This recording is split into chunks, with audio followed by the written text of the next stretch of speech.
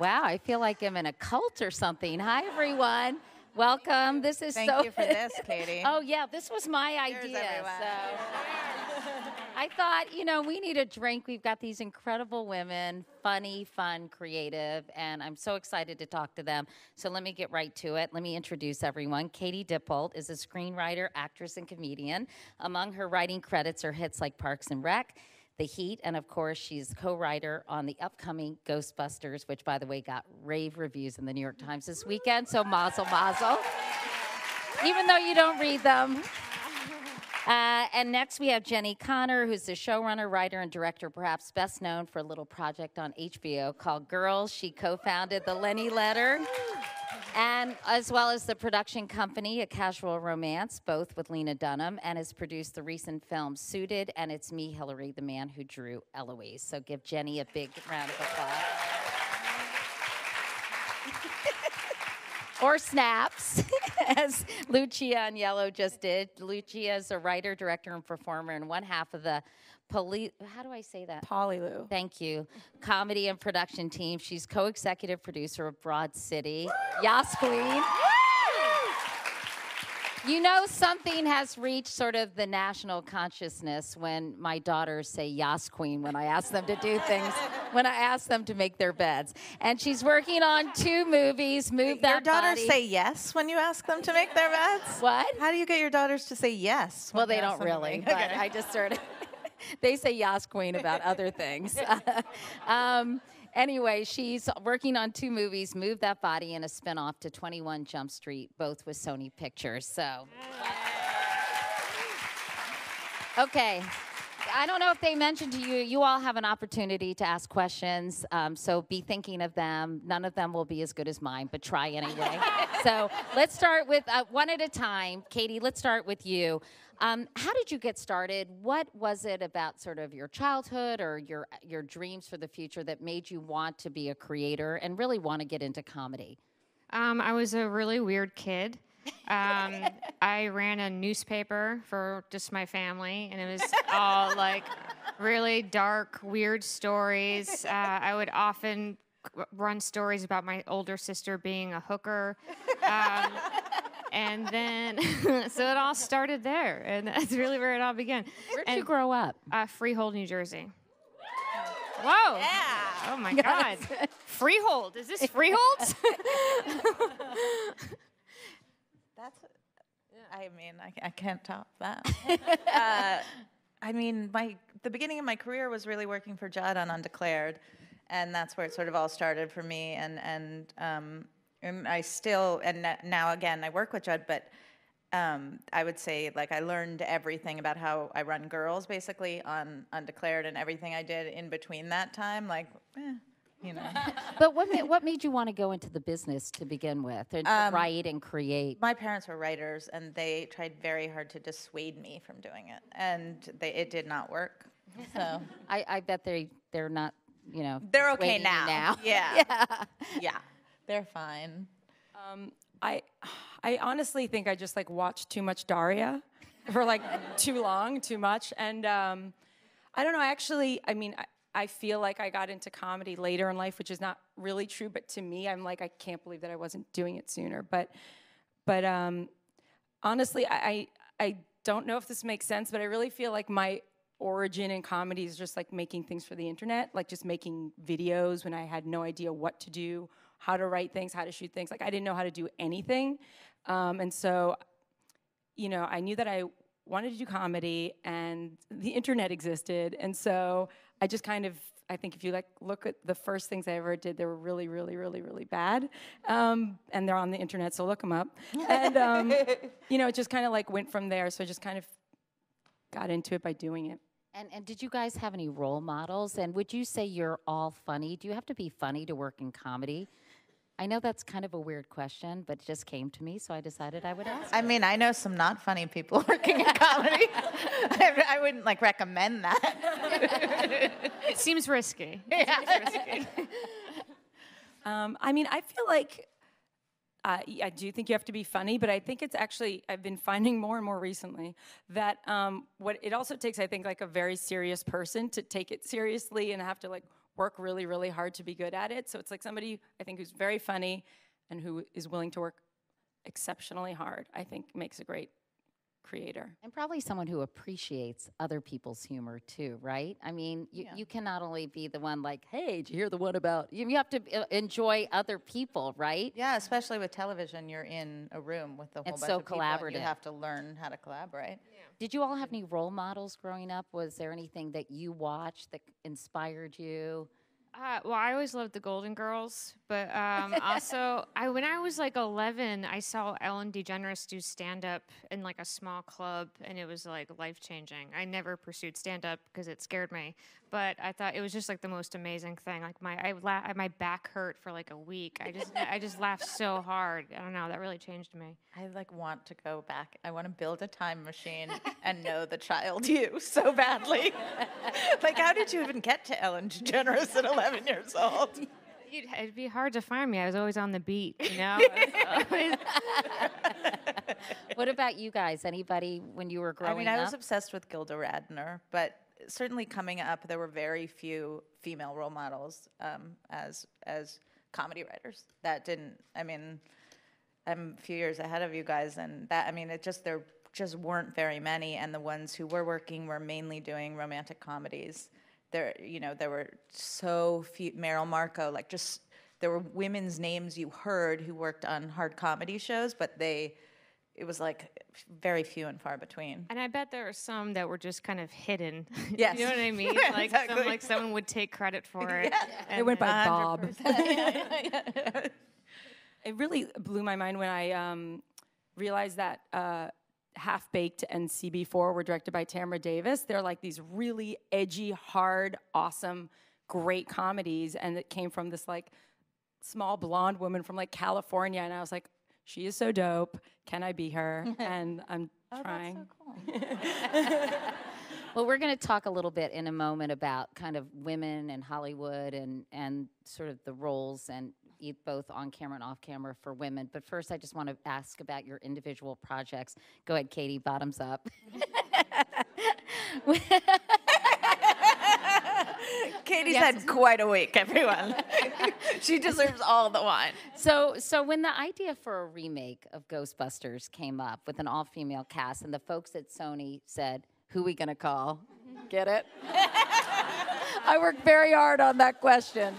And they said Katie Dippold. So what was that like? What was that like to get that call? And did you immediately say, yes, that's a fantastic idea? Or were you like, I don't know? Well, Paul asked me over lunch, and Paul Feig, and I think it's almost I was way too casual and be like, yeah.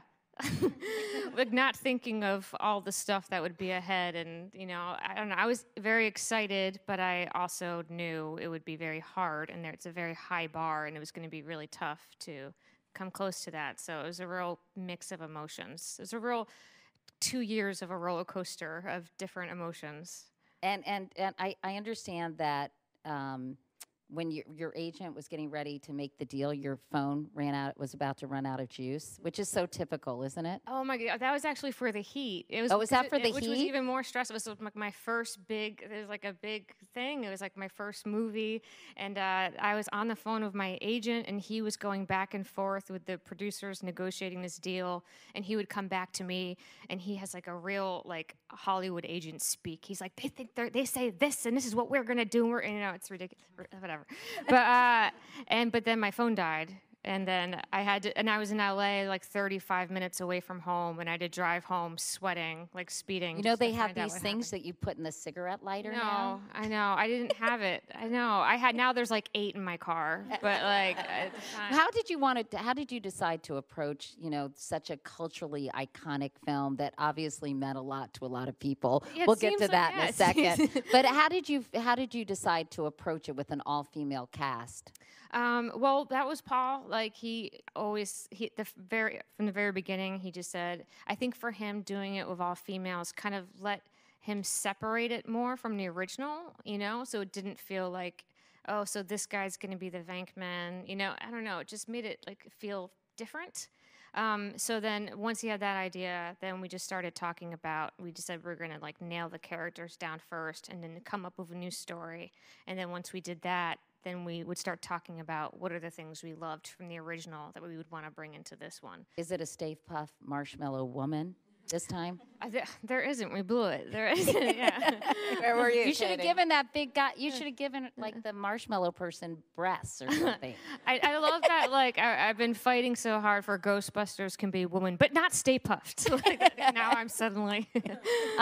Lucia, I know you directed the pilot for Broad City. Alana and Glazer and Abby Jacobson had the show online, and you worked on the online version as well, obviously. So did you have any trepidation about translating this to television and thoughts about if the humor needed to change one way or another? Yeah, I mean, the biggest thing for me was like the pressure of not just like, oh, this is a pilot, I have to make it good. It was like my best friend's baby. They were like handing it to me and I had to like wade through a river with like a baby, you know, like I needed to make it good for them first, you know, and so that was like the biggest thing that was like very stressful for me.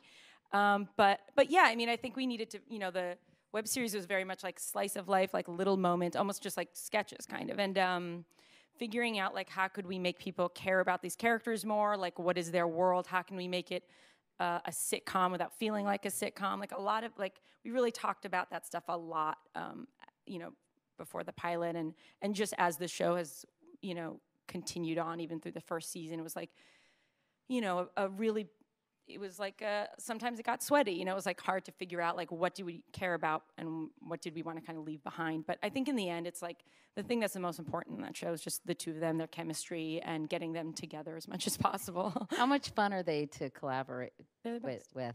Yeah. Yeah, they're awesome. I mean, I don't know if there'll be too many times in my life where I'll get to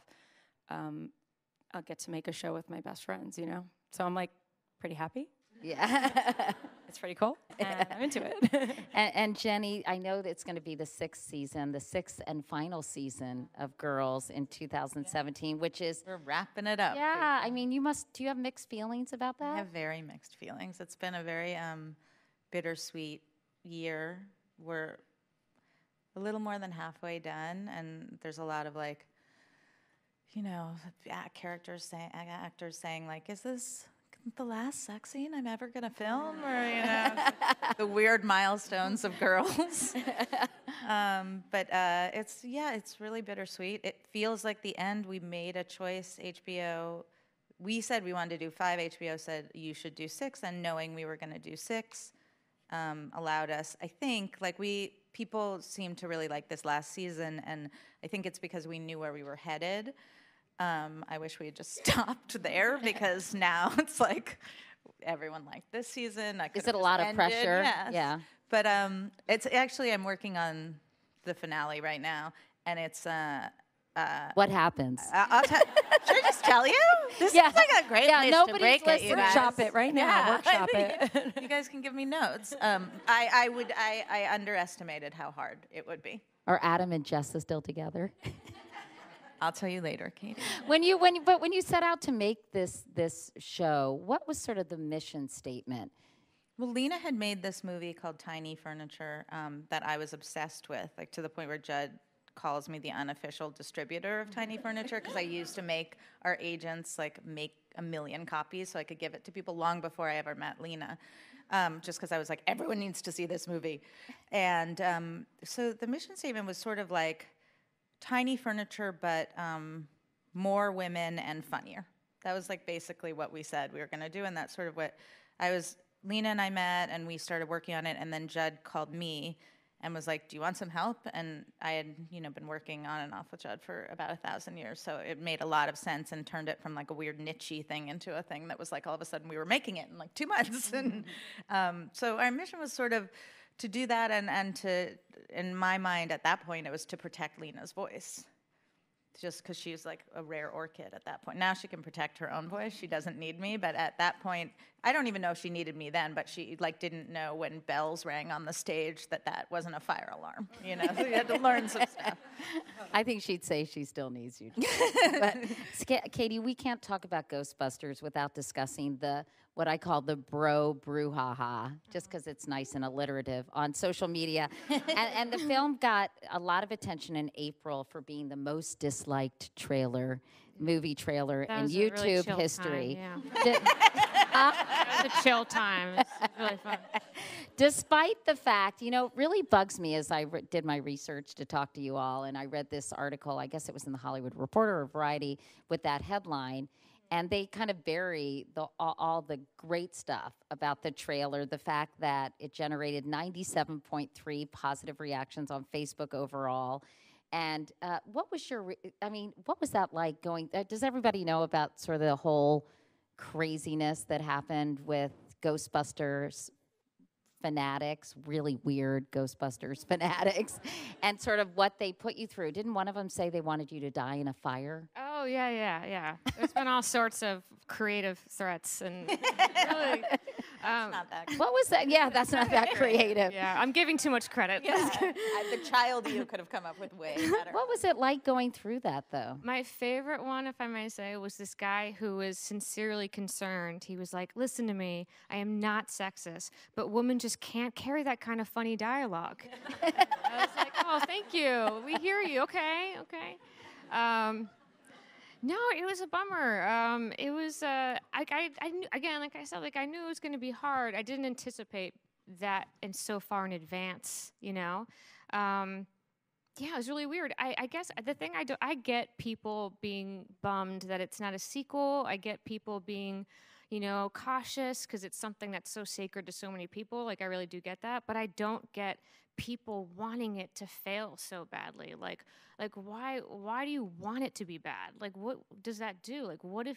Why don't you want to see, if you love Ghostbusters, that movie is safe. Those characters we know and love are safe. We don't want to touch those characters. But what if there was just another, if you like ghost busting, what if there was another movie where people were busting ghosts and it was really fun? What would be so bad about that? Yeah, you don't understand why people want it to fail. Have you spent much time on Twitter lately, Katie? I would like to say what they do for a living. No, I know. And I tell myself that, and then yet, yeah, I find myself going down the rabbit hole, but then I'll pull myself out after 5 days with disheveled hair. But yeah, I try to avoid it now. Well, where do you think it's coming from? Do you think it's that people are just, that sequels are risky business, or that people just have this weird proprietary attitude for something that was so... First of all, I liked Ghostbusters, but really? Yeah. It really... did Also, it really have that big an impact on people? All this debate happened before Ghostbusters came out. So all of this conversation, this 2-year-long conversation, happened before anyone saw or read a page or saw a frame of this movie. So that's tells you, I think, all you need to know about the people involved in that debate. They don't even care to know what the material is. There's no way, in their mind, there's nothing that could come of it that could be positive. Which is why I think this is such a sweet moment that I hope you savor a little bit, because I certainly because it could have really damaged, right? Because the way things are disseminated now, people just sort of hear things. A lot of times they're not reading whole articles; they're just reading headlines, and it's just sort of the noise of it. So, were you concerned that this would be really hurtful to the film? I don't know what it will do, honestly, because I don't know how. I know it's definitely going to have an effect, but I don't know which way. I have no idea how it plays out. I do just feel like I get, people being cautious about it and being unsure. I don't want to lump all these people together, because there are some people that aren't sexist but just aren't sure about this movie, which I get. But then there are also people that really do not care for women. And I do think, though, if this reboot was starring 4 men, I don't think the level of hate would be so hard. I think it would still be more of I don't know. I'll check it out, but I don't know. You know what I mean? Yeah. I don't know. Jenni and Lucia, tell us about sort of how social media has affected your creative process, if at all, or if you haven't had anything, I think, nearly the level of what Katie has. But no. But tell us, do you guys, you hear, I'm sure, Jenni, from a lot of fans and both haters and lovers. My partner, Lena, is a lightning rod, I would say, gently for, and part of that is who she is and what she chooses to put into the world, and part of it is just the luck of the internet. But I think in terms of our show, we weirdly haven't been a big like internet heavy show, in that even though we're like millennial and all of that, like shows that use the internet in a really powerful way that really impress me, that make me think we're doing everything wrong, or like Scandal. Right. Like they are all tweeting, live tweet, and I mean our show, no one even watches our show when it's on ever, so it would be really hard to like do that, but I always think like that's such a smart way to use the internet, and to get, that's generally like pretty positive feedback when you're doing it at that moment. I mean, and it's also Scandal, which everyone loves, but like there's something really positive about that kind of interaction with fans, that's just like, we're all watching this together, we're all having this communal moment, as opposed to just people getting on the internet and being like, you're fat, why are you naked? And there's which they say to me all the time. And I'm like, I'm sorry, I'm just at my house. Those are your neighbors. I know, so rude. I have to say there is some connection. So every once in a while, and I can't help myself if I get something truly hateful, and I click on their profile, and it's always a skull and a flag and guns behind them. And if I look at their feed, and often it'll be like a father of two, and it's like, all right, but then like PTA president, like, right? It's also like following 4 million and followers 7. Yeah. I do that too. That's really helpful if you really do dig into their profile and look at the other tweets and then you're like, oh, I get it. This guy's an asshole. It's fine. Yeah. What about you, Lucia? I mean, I haven't actually had a ton of that, also because I'm like, a few layers back in terms of being like the face of anything. But I whenever I do think about this, in any way, I just kind of think about like, well, if I think about like, who is the most universally loved comedian or performer, and I'm like, there's definitely people who don't even love that person. I don't know, whoever it is. Maybe it's like Will Ferrell or something. I don't know. But I'm like, there's definitely there's nothing that is loved by every single person. So if I ever am like, oh, that person hates something I wrote or I did, I'm just like, they're just in that other group, and I just kind of am like, that's cool. Yeah. See ya. That's it's a like good attitude. nothing for Now I want to start trolling Will Ferrell on Twitter. And I love Will Ferrell. I mean, his handle is like Will Ferrell hater. There's somebody out there, All right, let's talk a little bit. Oh, wow. Well played. I get nervous in public speaking. I was like, it's very hard to drink and hold a microphone at the same time. I learned a lot from Kathy Lee and how to. That's right. She has a lav. It's much easier. Yeah. You have a lavalier. Okay, let's talk about diversity and women and sort of racial diversity in Hollywood. So I got some statistics from this USC study from last year. Aren't you guys impressed how I do my homework? All right, just 1/3 of speaking characters in the 400 TV and films analyzed were female, 33.5%, despite the fact that women represent over half the population. Hello. The presence of non-white characters with speaking roles, 28.3%. Female film directors, as you know, 3.4%. Films with truly reflective ethnic and racial diversity, 7%. Broadcast TV with truly reflective ethnic and racial diversity, 19%. Female directors in broadcast TV, 17%. And TV series with female creators, 22%. So, Katie, when you hear these statistics, and of course this issue has gotten a lot of attention even in the last year, are you hopeful? Do you find it depressing? What do you think? I feel hopeful. I mean, I think with female writers, it's slowly getting better. I think the director thing is insane, and I cannot wait for both of these women to start directing more and more and more. And your girls episode was awesome, by the way. I think you directed. Yeah, and what about you, though? No,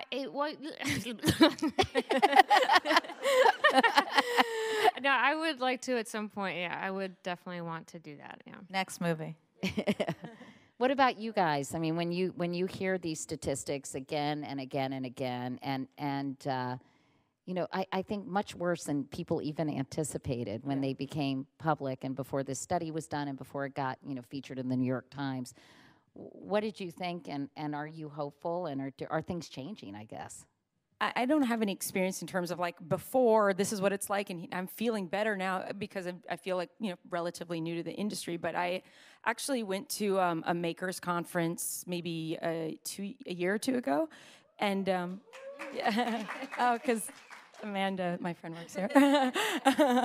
And Gina Davis was giving an amazing talk, and she talked about a lot of these statistics because her institute, you know, did a ton of research on video games, which is a whole other thing. Oh my God, whatever. But oh God, I agree. That is scary. What I thought is I like fully freaked out, and I was like sweaty, and I started actually. I started doing these workshops at UCB in LA for like women in directing, and I did a bunch of them just because I feel like there's a lot of women that I mean I know personally or just that are in the, you know, comedy student world that I think would be amazing directors, but maybe nobody's ever mentioned it to them or like suggested it to them or whatever. And I've done a bunch of those workshops, which I hope are effective, but I don't know.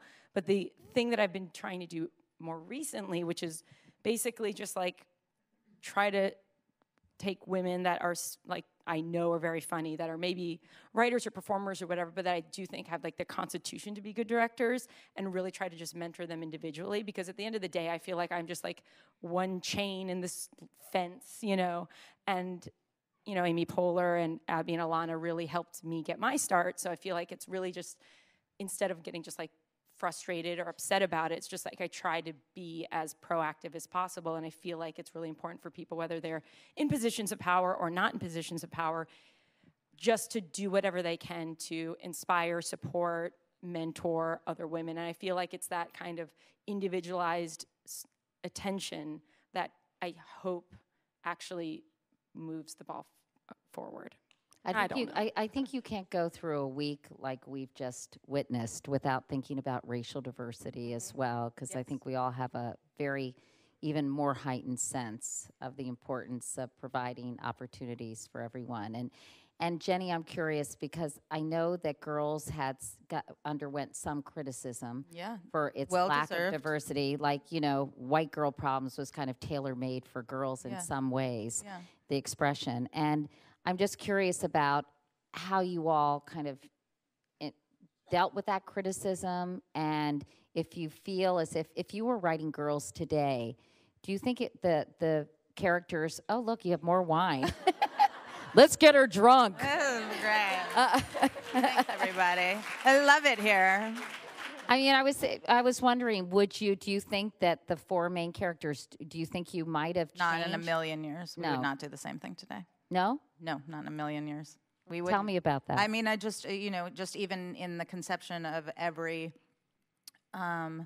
you know, in the documentary we just made about transgender people trying to, on a search for clothing that fits, or we would never do that.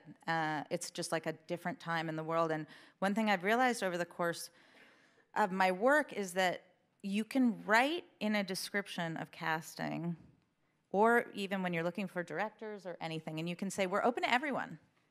But unless you make a mandate, unless you say, no, this is an African-American woman, no, this is an Asian woman, unless you say, I want female directors, I want diverse directors, you will not get them, because that is the way in which the system is still broken. And so it's really, like, that's the thing I've learned the most about casting and hiring, which is like, you have to go out of your way, because that's not what agents are sending you right now. And you have to say to agents, no, I said I want a female director. That's what I said, and that's the only way to keep the ball moving forward. And it's the same with diversity in casting. If you say all races, you are not getting all races in the same way. And we have the most, I mean, our casting director is incredible. She does Orange is the New Black. There's nothing going on there. It's just what people expect to see. And so you have to be really specific, and that's like something I've learned. And I would never, you know, I would never do a show like that again. And I'm really proud of Girls, and it really made sense at the time, but it's 6 years later, it's just like a different life we're living. Yeah. So who would the girls be? Like a Muslim? Well, a yeah, Jew, exactly. A black? No, I don't know. I mean, you know, I don't know that we would make girls today. It's Really? Like, yeah, you don't know. It seems like quaint. You know, it seems.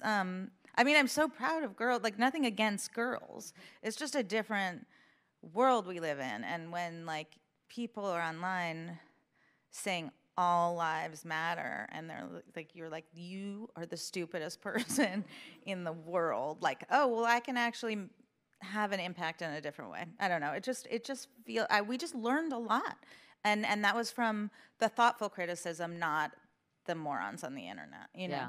And what about you, Lucia, in terms of diversity and how you all think about it on your show? I mean, I think we've been trying. It's interesting, though, because, typically we have Abby and Alana who are, in every episode. But a lot of the supporting cast members have been male and have been barring. Well, we have some diversity in their supporting roles, but I feel like telling those stories is something we're trying to do more. Like, okay, Jaime, the roommate, like we should be dedicating storylines to him. He's not just like throwing in jokes every once in a while. And telling those stories maybe from more of their point of view, I think is actually the most important thing. And, I think we're trying to do it more. But even on future projects, I think it's something that we're thinking of. And do you have diversity behind the scenes? I mean, I think that's so necessary because, it's been shown that one of the reasons Hollywood is so male-dominated is because of the power structure, and people hire people who look like themselves, who they'd want to be friends with. And so I think having a true diverse group of people to help make in decision-making positions. I mean, that's another thing I think you have to mandate. And you have, like we're doing this short film series for Lenny that's all female identified, and it's women doing stories, short stories written by female identified humans. But what we committed to was 50% diversity in our crew. And that was just like the deal we made with we said to HBO, this is what we want, this is what we're going to do. It might take longer, it might be harder to staff, it might, we don't know what it's going to look like, but that's what our plan is. And again, I think if you just leave it to everyone to figure out on their own, they won't. I think that's great because I really feel like it's also one of those issues. It's really easy. I feel like for a long time I would like look at things and point fingers and be like, "There's no diversity," but then and not to get all man in the mirror, but like I feel like when you think about I think everyone should think about like what they're doing because for a long time I've been fighting for like women, but when I think about diversity, it is so easy just to push for what you are. And like I looked at a pilot I wrote years ago, and I realized there was no diversity in this cast, in this fictional cast, and I felt like really ashamed about that. So I don't know. I just think it's important to just point the finger at yourself, Well, I have a lot more questions, but we have to go to the audience Q&A. So I hope you guys have. No, I have some really good questions, but I want to go to the audience for your good questions. So I know there's like a roving Phil Donahue. Does anybody remember him? Anyway, people have mics, and I think they're going to see if anybody, because I want to make sure you all have an opportunity to ask questions as well. Hi. Hi. Thanks for coming.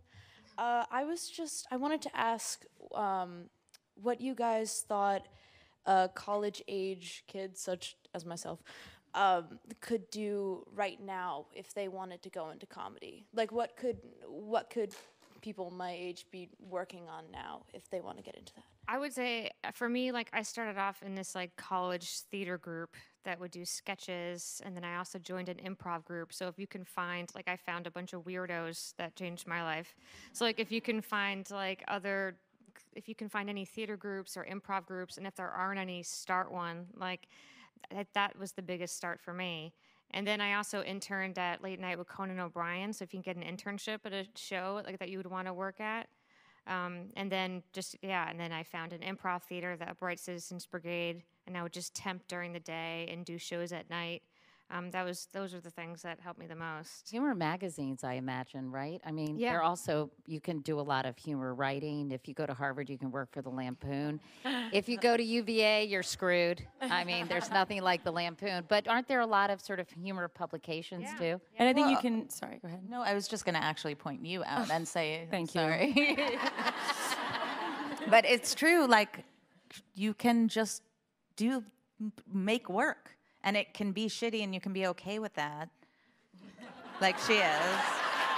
I haven't seen any of her shitty work. I'm taking her word for it. I've only seen her great work. I want that on record. But, I mean, you live in a really exciting time where you can make a movie with your phone. That's true. You could just develop create your own improv group, right? With you and a couple of weird friends. Paul, right next to you. Paul, down. Right there. Anybody else? Thank you. Yeah. Hi. Yeah. Hi, I just wanted to say first off, thank you so much. This has been amazing. But then I guess my question is, and you've talked about this throughout so far, but what in your lives have you seen as the role of mentorship and sponsorship? Like, do you see a difference? You've talked about Paul Apatow and just also your role in casting and hiring practices. How has it been for you, and how do you see it moving forward? Okay, don't everybody jump on that. They're like, Sorry, I was a little unclear in the question. I'm not going to lie. I'm sorry.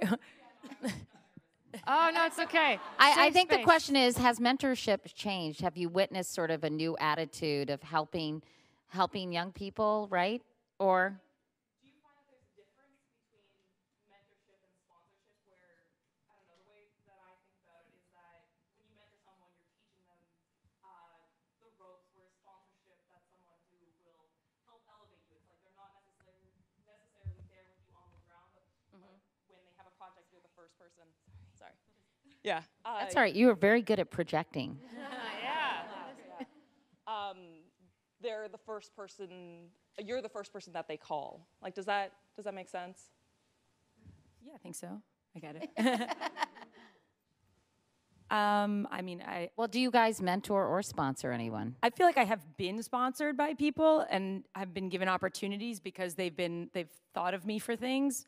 But I don't really have a mentor, and I always wanted one really badly, and I would always ask people to mentor me, and then I'd end up like, we'd all like both like end up crying over tea, and it's like, this isn't gonna work out. I always thought I was your mentor. That sounds great. Yeah, I'm in. I don't know. Okay. Anybody have another question? Yes. Yeah. Different demographic over here.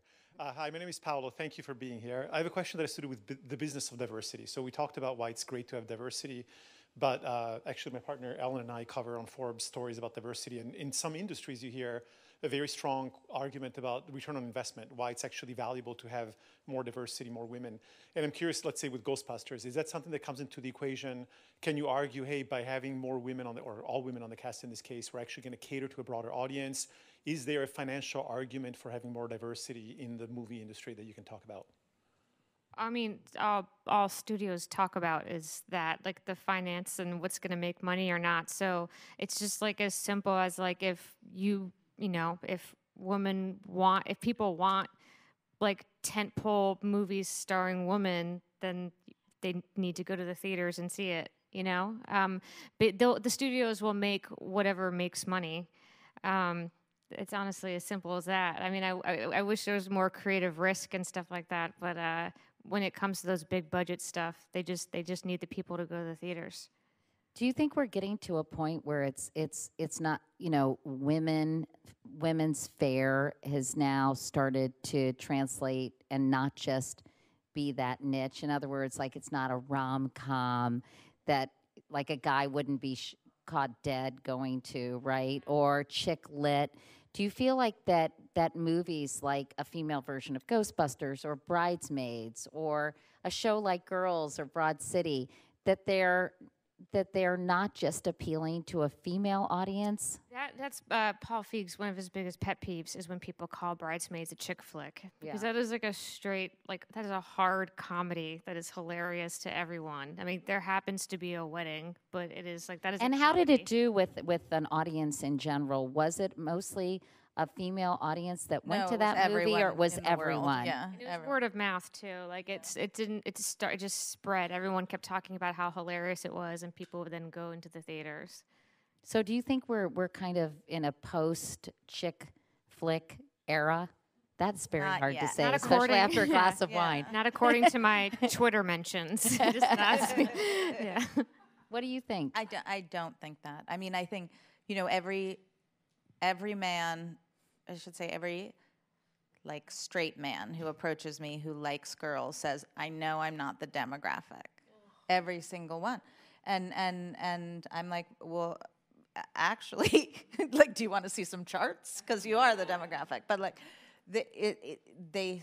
people think that it's a show called Girls, it's about women. You can't, it's not going to appeal to men. And they just, I mean, that's why I think a billion people are going to see Ghostbusters. And I think, like Bridesmaids, it's going to push us forward a little bit. But I definitely don't think we're post that. But is it changing, I guess? I hope so. Because, you know, like I saw Wedding Crashers, and I think of Bridesmaids as translatable as Wedding Crashers, you know? It's a hard R movie. Like, that matters too. That's another thing, you know, that made it kind of a more grown-up film and made it easier, I think. Imagine being Kristen Wiig, who now gets asked this every time. Like every movie she does, like just pushes the envelope, and still the next one they're like, "But will this hurt women if it doesn't do well?" You know, it's crazy. It's like, what else does she have to do? Like, it's Yeah. How about another audience question? There's somebody over there. Hi. I don't think. Oh, sorry. Let me go to this person with the mic, and then we'll get to you. Hi. Hi.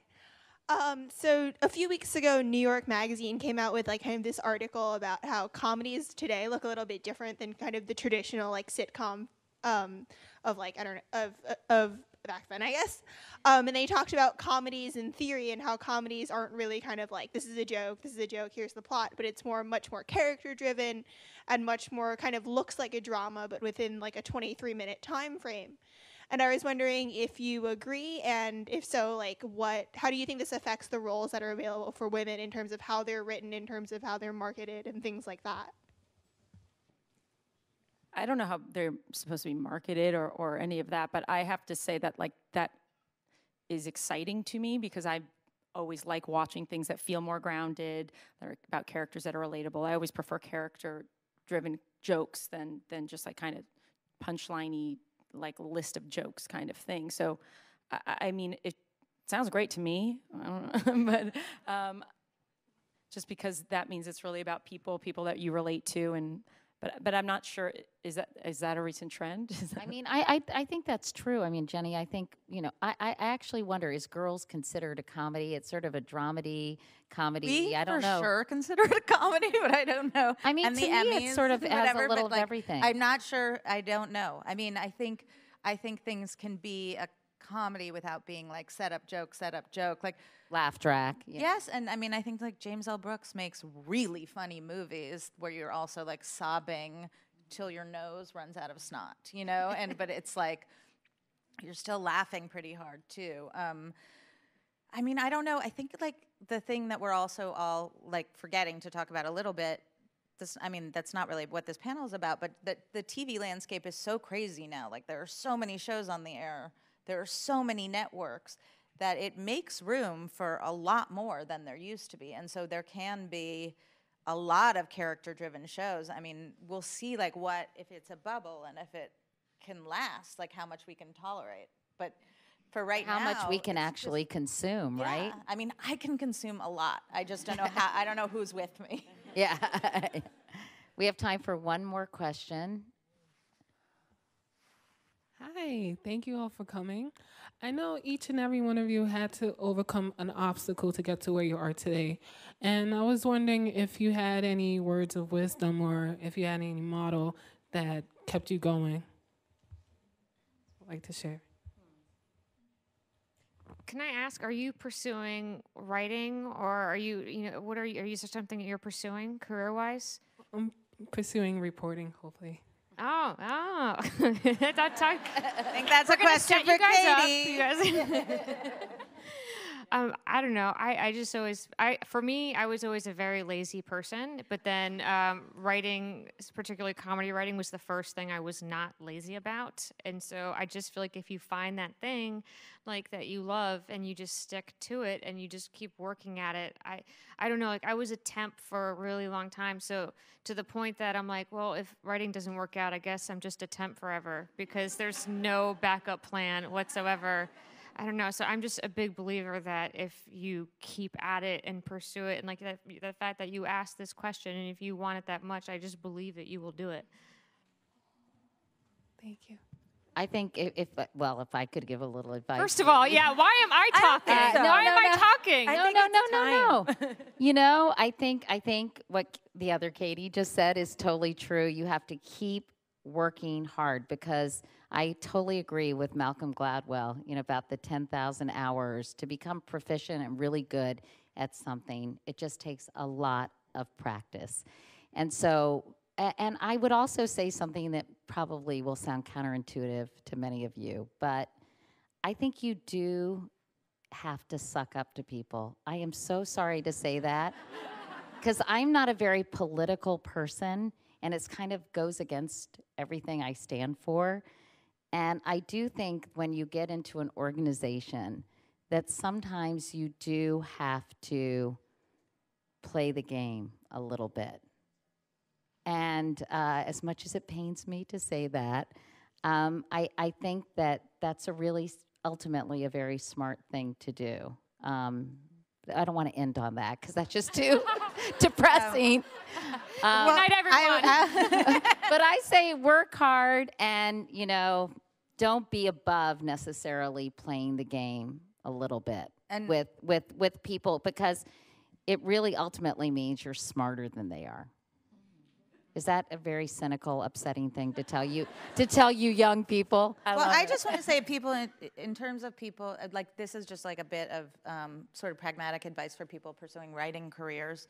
And the biggest mistake I see is people being super precious about their work, especially early on, someone who's like holding the same pilot that they've been holding for a year. Like just keep writing and keep writing and keep writing and start from scratch and like give it up and show it to people, and if people don't like it, rewrite it 100 times, and then if you're done with that, write something else. Like, don't be afraid of making mediocre work to get to the good work, and don't, like, just this clutching on to something that you think is the key to everything. Like, I feel like Matt Weiner ruined it for everyone because he, like, clutched onto a script for 10 years and then it became Mad Men, but that never happened.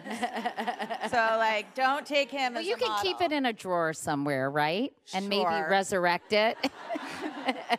I'm telling you, that happens once in a lifetime, and it already happened. Luckily, I'm not trying to write a series. So, Lucia, what about you? I mean, I think the one thing is that, like, I feel like even if nobody ever says to you, like, you're really good at this, you should do this. Like, I remember after my first improv class I ever took, I told my improv teacher I was going to take a next level. And she was, I'm surprised. Okay, cool. I didn't really care, and I didn't listen to her, and it didn't really matter to me. And I feel like, it doesn't really matter what anybody else says if you really want to do it. That if you can just have that be the only encouragement you need, that will get you really far, I think. Well, we'll have to end there. You guys, this has been so much fun for me. Thank you all. Thank you all for coming. Thank you for being here. Thank you. We want to thank, I'd also like to thank Build makers, Sony Pictures, AOL, and Image Think for sponsoring this event. And the good news is there's more wine upstairs. So thank you all for coming.